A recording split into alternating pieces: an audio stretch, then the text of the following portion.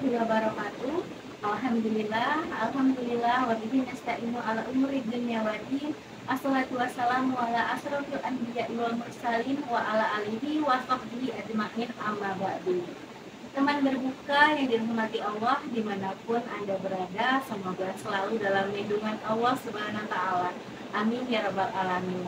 Alhamdulillah, kembali lagi kita di dalam program Menjelang Berbuka, yang insya Allah pada kesempatan kali ini kita akan membahas tema yang sangat menarik, yaitu Ramadan, bulan perjuangan penegakan syariah.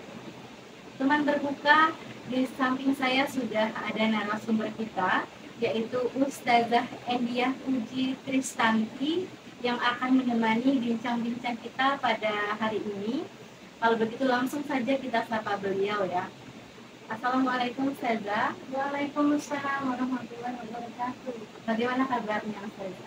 Baik, alhamdulillah. Insyaallah, alhamdulillah. Semoga teman berbuka dimanapun Anda berada juga dalam keadaan yang baik ya, sehat walafiat. Amin ya Rabbal Alamin. Nah Ustazah, hari ini pembahasan kita itu menarik sekali ya, tentang Ramadan, bulan perjuangan penegakan syariah.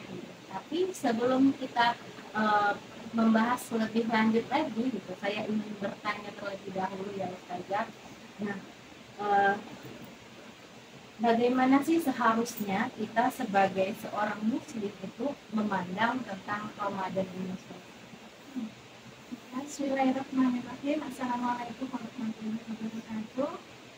Teman berbuka, Masya Allah, kita alhamdulillah bisa bermuajahah di sore hari ini menjelang berbuka ya, sambil menunggu berbuka. Tadi berkaitan dengan Ramadan ya. Kalau kemudian kita melihat hari ini, sebenarnya dengan datangnya Ramadan yang kita hadapi hari ini, maka kita harus bersyukur. Pertama begitu, syukur atas nikmat iman, kemudian nikmat sehat. Ini adalah dua nikmat yang luar biasa, dua nikmat utama. Dengan iman, dengan sehat, kita bisa berpuasa. Kalau kita nggak sehat, kita nggak bisa berpuasa. Maka kita harus bersyukur dengan Ramadan. Kemudian berikutnya, kita juga bersyukur juga dengan Ramadan, karena dengan Ramadan itu pahala dilipat gandakan antara 10 sampai 700 kali lipat. Itu ada di dalam hadis riwayat Bukhari dan Muslim. Sehingga aneh gitu ya kalau kaum muslimin itu ada yang tidak berbahagia dengan datangnya Ramadan. Maka tadi saya katakan kita yang pertama kali harus kita lakukan adalah syukur, karena kita dipertemukan dengan Ramadan gitu ya. Dan di Ramadan itu disyariatkan syariat puasa, dan amalan dilipat gandakan. Masya Allah, teman berbuka, jadi luar biasa sekali ya. Seharusnya kita bersukacita gitu menyambut bulan Ramadan ini ya Ustazah, karena memang berlimpah pahala insya Allah akan kita dapatkan gitu ya. Nah Ustazah, ketika kita berbicara soal syariat tadi ya Ustazah, terus bagaimana dengan syariat selain saum gitu? Apakah ada yang lebih utama antara syariat satu dengan yang lainnya? Lalu bagaimana nih kita mendudukan syariat tadi di dalam kehidupan kita? Jadi tentang syariat, syariat itu berasal dari syara'ah atau tempat air minum, tempat sumber air. Kalau kita bicara sumber air, berarti kan itu ngalir terus gitu kan, nggak putus-putus gitu. Dimana orang yang dahaga kalau ketemu sumber air, dia akan merasakan lepas dari dahaga. Maka demikianlah syariat itu. Syariat itu sesuatu yang memberikan kehidupan gitu. Jadi kehidupan manusia itu dari sisi bahasa.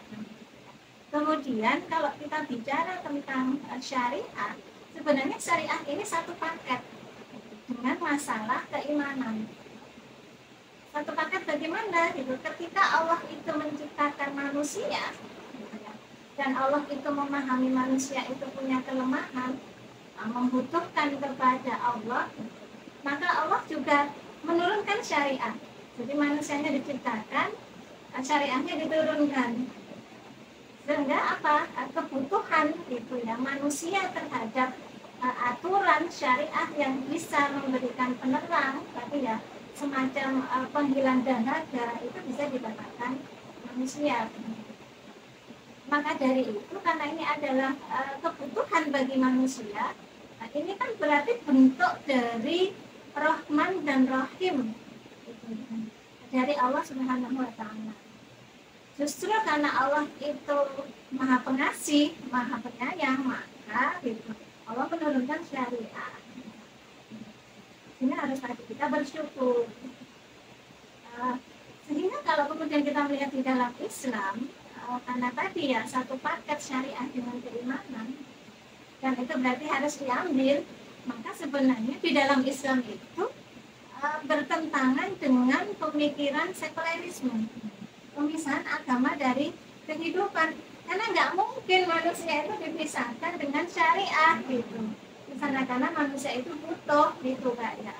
Maka kemudian karena memang sekularisme itu bertentangan dengan ajaran Islam, maka kaum muslimin harus meninggalkan pemikiran sekularisme, apalagi mengamalkan dan menerapkannya. Nah, kalau kemudian bicara tentang bagaimana nih memposisikan antara satu syariah dengan syariah yang lain, berarti kita juga harus mengembalikan lagi ya.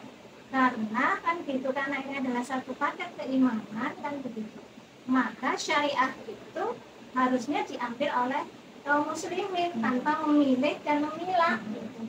Jadi nggak boleh mengambil syariah itu ala-ala prasmanan gitu.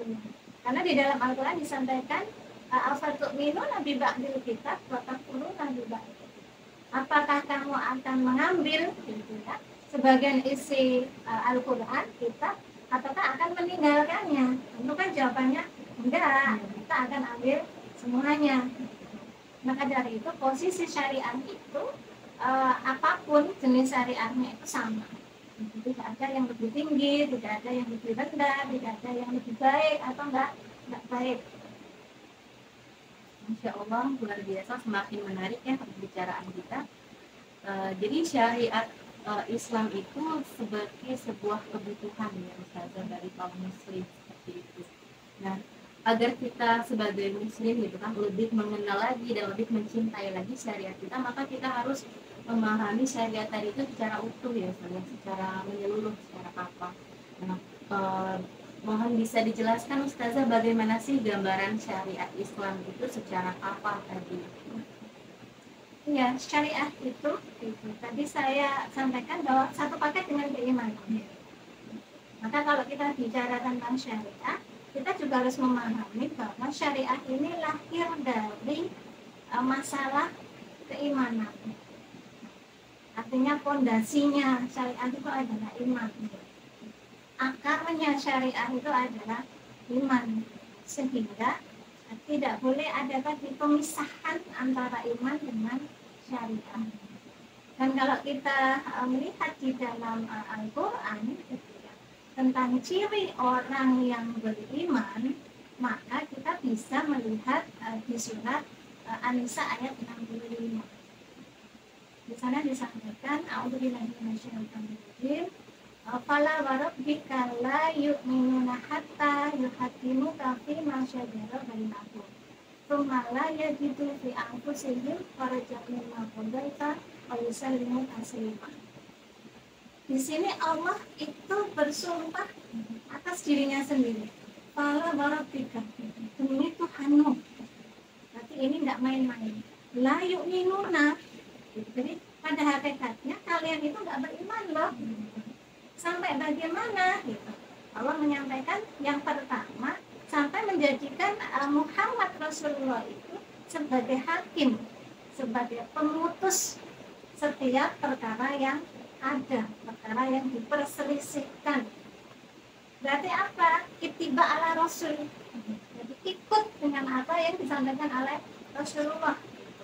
Halal menurut Rasul, halal menurut kita. Haram menurut Rasul, haram menurut kita di sana. Kemudian yang kedua adalah tidak ada keberatan. Sumalaya itu karo jamim makobaita. Jadi ketika Rasul sudah mengatakan ini haram, ini halal, itu tidak keberatan. Lapang dada, dadanya dibuka lebar-lebar, tidak merasa sempit ketika mengetahui syariat Allah telah datang. Kemudian ciri yang ketiga adalah taslim, wa yusallimu taslima. Apa itu taslim? Tunduk, patuh, berserah diri. Jadi menerima syariat itu, beriman terhadap syariat itu tanpa ada penghalang sedikit pun. Jadi plong, jadi bahagia, semangat, tidak kemudian merasa sedih, tidak merasa terbebani gitu, tapi bahagia. Nah, itu ciri yang beriman. Nah, karena kita sudah memahami bahwa syariat itu akarnya, fondasinya adalah akidah Islam, keimanan, maka berarti kan kita udah nerima nih syariat. Terus gimana dong gitu kan? Nah, kita perlu mengetahui itu ruang lingkup syariah Islam seperti apa aja nih. Kalau dikaji detail gitu ya. Semoga nanti kita ada kesempatan untuk mengkajinya lebih detail secara rinci. Karena kita mau berbuka, kita bahas singkat begitu. Yang pertama, cakupan dari syariat Islam itu adalah mengatur hubungan manusia dengan Rabb-nya, dengan Tuhannya, dengan Allah, gitu, dengan manusia, dengan Allah. Dalam perkara apa? Masalah keimanan, hukum iman, masalah ibadah. Nah, kita bicara kemudian selama ini kita mengenal hukum Islam. Jadi aspek yang pertama ini banyak begitu ya berkaitan dengan masalah rukun iman, rukun Islam. Bagaimana sholat, puasa, zakat. Itu yang pertama. Nah, kemudian yang kedua, manusia itu kan juga punya kebutuhan terhadap dirinya sendiri. Maka kemudian turun syariah aspek yang kedua, yaitu hubungan manusia dengan dirinya sendiri. Apa itu? Masalah makanan, gitu. Masalah pakaian, minuman, masalah akhlak. Mana makanan yang bagus untuk tubuh, halalan thayyiban gitu ya. Seperti apa pakaian yang itu bisa melindungi kehormatan gitu. Akhlak seorang perempuan itu kan ifah gitu ya. Kehormatannya terjaga gitu. Maka kemudian Islam memberikan tuntunan bagaimana syariah berpakaian gitu. Bukan telanjang gitu ya di sana. Ada pakaian memakai kerudung, kemudian menggunakan jilbab, begitu ya, tidak menerawang, tebal, begitu. Nah, itu berkaitan dengan asal yang kedua. Nah, kemudian ada asal yang ketiga. Ini juga berasal dari kebutuhan juga, gitu. Sama dengan yang 1 dan 2 tadi. Kalau yang pertama itu butuh ibadah, itu ada aturan tentang ibadah. Yang kedua itu butuh makan, ada aturan makan. Kemudian yang ketiga ini adalah hubungan manusia dengan sesama manusia. Gitu. Gambarannya bagaimana? Masalah ikolek tersebut hankam. Seperti apa itu? Misalnya gini, kita butuh makan, nggak mungkin dong nanam sendiri padinya, ya kan nggak bisa gitu. Nanam sayur sendiri, ngangkut sendiri dari dataran tinggi kan kayak gitu, nangkep ikan sendiri gitu ya. Jadi nelayan kan enggak, kita butuh mereka semua. Maka kemudian ada aktivitas jual beli itu antara tadi yang butuh makanan, bahan makanan dengan yang memproduksinya. Maka kemudian ada yang namanya sistem ekonomi gitu. Turunlah aturan berupa syariah tentang ekonomi gitu. Karena manusia butuh kehidupan ekonomi. Kemudian manusia laki-laki dan perempuan nih gitu. Ada rasa suka gitu ya, yang kemudian ini menjaga kehormatan, gimana caranya gitu. Turunlah sistem tentang pergaulan, nizam ijtima di dalam Islam. Nanti konsekuensinya juga kemudian diatur di dalam Islam. ada pernikahan, berarti nanti ada hukum nafkah begitu ya, kemudian hukum waris gitu, dan hukum-hukum yang lainnya konsekuensi dari tadi ketika laki-laki dan perempuan berinteraksi gitu. Nah, yang ketiga adalah kebutuhan tadi ya, contoh masalah ini, kalau sebuah komunitas masyarakat itu kemudian punya apa namanya, punya aturan, butuh ada yang menjaga aturan gitu. Kemudian ada yang memimpin, ada yang dipimpin, nggak mungkin semuanya jadi pemimpin, nggak mungkin nggak ada yang jadi pemimpin. Agar apa? Kehidupan harmonis. Maka kemudian ada yang namanya hubungan penguasa dengan rakyat, hubungan rakyat dengan penguasa gitu. Nah, kemudian kita mengenal sistem politik, sistem pemerintahan, nizamul hukmi fil Islam. Islam datang gitu. Kemudian kita butuh menjaga keamanan. Negara itu punya batas-batas wilayah gitu. Bagaimana agar penjajah tidak masuk gitu. Itu kan nggak mungkin sendiri. Nah, maka kemudian ada sistem pertahanan keamanan. Itu juga kemudian ada di dalam Islam gitu. Sehingga karena kebutuhan manusia tadi ada dalam 3 aspek gitu ya, maka turunlah syariah itu dalam 3 aspek juga ini. Maka ini adalah bentuk kesempurnaan gitu ya, Islam dalam menjaga kehidupan manusia ya, gitu di sana. Sehingga kemudian tadi seperti yang pertama tadi, dalam seluruh aspek ini tidak boleh kemudian memilih dan memilah gitu. Oh, saya mau yang satu aja deh, yang dua enggak, itu enggak bisa begitu, karena semuanya itu adalah kebutuhan. Iya. Nah, gitu. Ya baik, terima kasih Ustazah. Semakin menarik ya pembicaraan kita. Nah Ustazah, tadi jika syariat Islam gitu ya, yang secara kafah dikaitkan dengan Ramadan, apa harapan besar kita terhadap Ramadan dan syariat tadi gitu? Ya, harapan kita ya begitu. Kalau kemudian kita mengembalikan lagi kepada nas ya, kepada sumber hukum Islam yaitu Al-Quran begitu, kemudian kita kaitkan dengan bulan Ramadan, maka kita bisa melihatnya di surat Al-Baqarah ayat 185 kayak gitu. Di sana disampaikan a'udzubillahi minasyaitonirrajim, syahrul ramadhan alladzi unzila fihil Qur'an. Jadi sesungguhnya bulan Ramadan itu bulan yang diturunkan di dalamnya itu Al-Quran. Untuk apa diturunkan? Hudalinas, sebagai petunjuk bagi manusia gitu. Berarti kan jelas yang dikasih petunjuk itu siapa? Ya manusia. Gitu. Yang dikasih syariat siapa? Ya manusia gitu, bukan selain manusia gitu. Nah, kemudian wabayinatin minal huda gitu. Dan juga penjelas. Jadi nggak hanya dikasih petunjuk, kayak misalkan kita bicara arah ya, ke kanan, ke kiri, barat, timur, itu kan cuma petunjuk arah. Tapi juga ada penjelas. Detailnya gimana sih biar bisa sampai ke sana gitu ya. Jalannya bagaimana gitu, metodenya bagaimana, caranya seperti apa, itu kemudian juga ada penjelasannya di dalam syariat gitu. Nah, kemudian juga disampaikan wal furqan gitu, pembeda. Manusia kan suka bingung gitu. Benar nggak ini ya gitu ya, benar salah ya, nah, gitu ya, kalau benar ya, kalau salah, baik nggak ini buat saya ya gitu. Jangan-jangan nanti membahayakan kan begitu.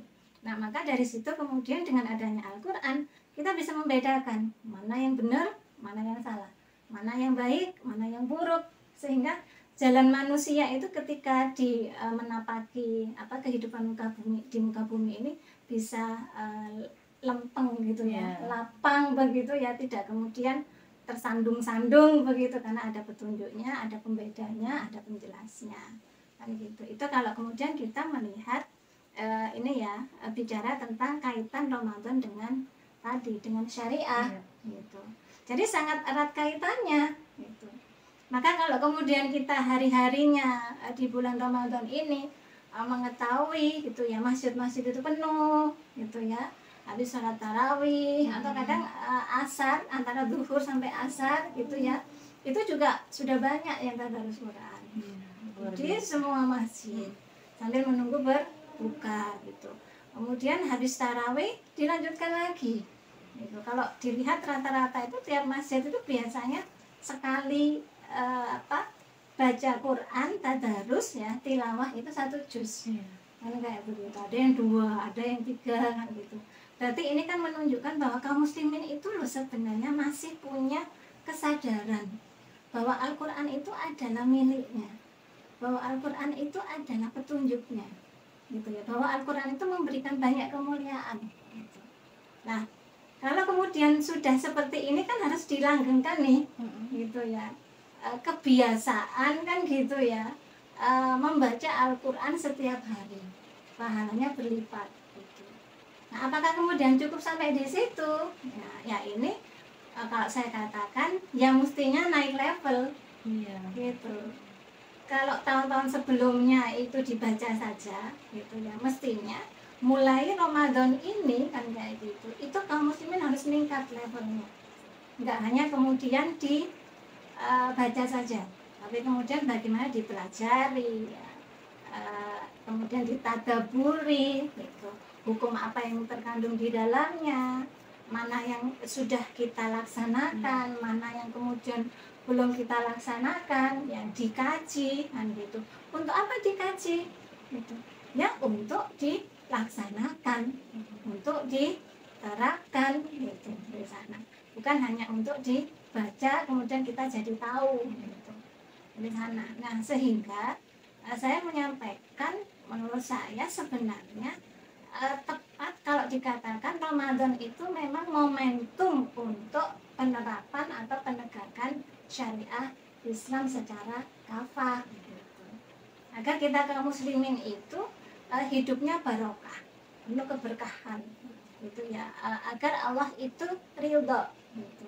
Karena kalau Allah itu ridho gitu ya, hidupnya berkah, kita bahagia. Nggak ada sesuatu yang diinginkan oleh kaum muslimin, oleh yang beriman, kecuali keberkahan begitu. Dan untuk membuat kita semakin ini ya, bersungguh-sungguh gitu dalam upaya untuk menerapkan ya, syariah Islam kan kayak begitu dalam seluruh aspeknya tadi gitu ya, aspek individu ya, aspek masyarakat, aspek kemudian berbangsa dan juga bernegara ya, gitu semuanya diterapkan. Maka untuk memahami itu biar kita semakin semangat dan kita tidak kemudian lalai begitu, kita bisa mengingat apa yang ada di dalam surat ini Al-Maidah ayat 44, 45 ya. Kemudian ayat Al-Maidah ayat 47. Di sana kemudian disampaikan wa man lam yahkum bima anzalallah faulaika humul kafirun. Jadi yang tidak menerapkan hukum Allah maka dia termasuk orang yang ingkar. Nggak mau kan? Nggak mau lah ya gitu. Kita maunya masuk orang yang tadi beriman ya kan, mutakin gitu ya. Kemudian yang kedua adalah waman lam yahkum gitu. Barang siapa yang kemudian tidak berhukum kepada hukum Allah faulaika humul zalimun gitu. Dia termasuk orang yang zalim gitu. Nah, alhamdulillah ya, jangan sampai. Yang ketiga di 47 disampaikan siapa yang tidak berhukum kepada hukum Allah dia faulaika humul fasikun, fasik. Jadi udah tahu nih gitu, harusnya diterapin nggak diterapin gitu di sana. Mau yang mana? Mau yang 1, 2, atau 3? Nggak dua-duanya, nggak tiga-tiganya gitu ya. Saya juga nggak mau. Saya nggak mau disebut ingkar, nggak mau disebut zalim, juga nggak mau disebut kemudian fasik kayak gitu. Kita maunya disebut mukmin, muslim, ya mutakin kan begitu. Nah, maka dari itu sebenarnya dengan Ramadan ini mari kita bersama-sama ya kan dengan kaum muslimin yang lain ya, di samping membaca Al-Quran kan gitu yang kita bisa khatam minimal 1 kali dalam 1 bulan.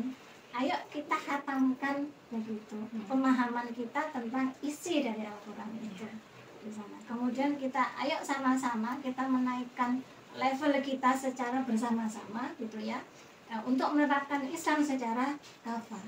Karena tadi hukum menerapkan Islam secara kafah ya di seluruh bidang itu Lexus Hankam itu adalah sebuah kewajiban ya. Dan Allah itu kemudian berfirman, waman ahsanu minallahi hukman liqaumi yuqinun. Jadi hukum siapa yang kemudian lebih baik daripada hukum Allah bagi orang-orang yang yakin gitu. Ada enggak gitu yang lebih baik? Ya enggak gitu ya. Gitu. Kita bisa saja pintar-pintar semuanya, cerdas, bersepakat begitu untuk membuat sebuah hukum gitu. Tapi bisa jadi nanti di masa tertentu hukum itu udah nggak cocok lagi sama manusia di era itu. Itu kenapa? Karena tadi hukumnya berasal dari isi kepala orang di waktu lampau. Tapi kalau Al-Quran itu hukumnya berasal dari Allah Subhanahu wa Ta'ala, zat yang menciptakan seluruh manusia dari awal kehidupan sampai akhir kehidupan dunia. Maka dari sini kan kita bisa kemudian memahami ya kan, bahwa ternyata hukum Allah itu memang nggak akan ada yang lebih baik dibandingkan hukum Allah gitu. Nah ini juga kemudian menjadikan kita bersemangat begitu ya, secara bersama-sama mari kita mengokohkan iman gitu, mari kita membulatkan ketakwaan kita, yang menyempurnakannya secara bersama-sama. Dan Ramadan ini adalah momentum yang sangat baik dalam rangka menuju penerapan Islam secara kafah. Ya, Masya Allah, luar biasa Ustazah. Nah, teman berbuka, jadi Al-Quran itu nggak hanya sekedar bacaan aja Ustazah ya, tetapi ada banyak syariat-syariat di dalamnya gitu, yang nggak hanya cuman sekedar diketahui saja, tapi juga harus dipahami dan diterapkan gitu Ustazah ya. Jadi semakin banyak kita memahami tentang syariat Islam gitu, maka akan muncul sebuah kerinduan dalam diri kita gitu ya Ustazah, untuk menerapkan syariat Islam tadi secara kafah dalam kehidupan kita. Baiklah, teman berbuka, akhirnya kita sampai di penghujung acara kita. Sebelumnya saya ucapkan syukran jazakillah khair kasiran Ustazah atas ilmunya, dan terima kasih juga saya ucapkan kepada teman berbuka yang telah menyimak program ini hingga akhir. Mohon maaf jika ada kesalahan. Akhir kata, wassalamualaikum warahmatullahi wabarakatuh.